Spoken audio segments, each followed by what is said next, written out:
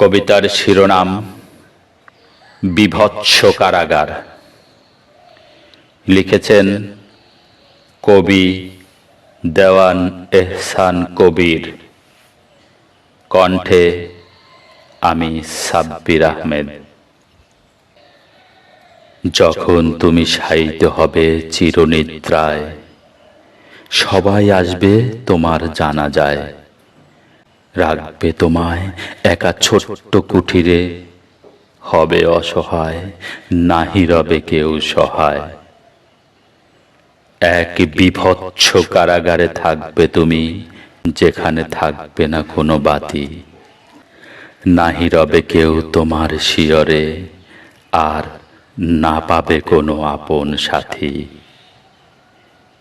দিবে দেখা তোমায় প্রথম দর্শনে আল্লাহর প্রেরিত ফেরেশতা দুজন। জাগাবে তোমায় লয়ে পাশে, দেখবে আছে কি আল্লাহর বিধানকে স্মরণ। দিতে হবে তার প্রশ্নের উত্তর এক এক করে ধারাবাহিক। যদি তুমি দিতে নাহি পারো তা, রবে দণ্ডিত, হবে তুমি ঠিক। খুলে দেবে তার এক দুর্গম পথের, জাহান্নামের সরু পথ মিশবে সেথায়। লাঞ্ছনা যাতনার বেলাভূমিতে কাঁদবে তখন শুধু, হবে না উপায়। এক সুখময় নিদ্রা তোমায় করবে বরণ, যদি হয় উত্তর সঠিক এর দরুন।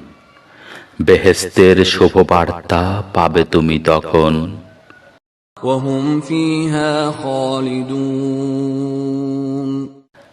আর সেখানে তারা অনন্তকাল অবস্থান করবে।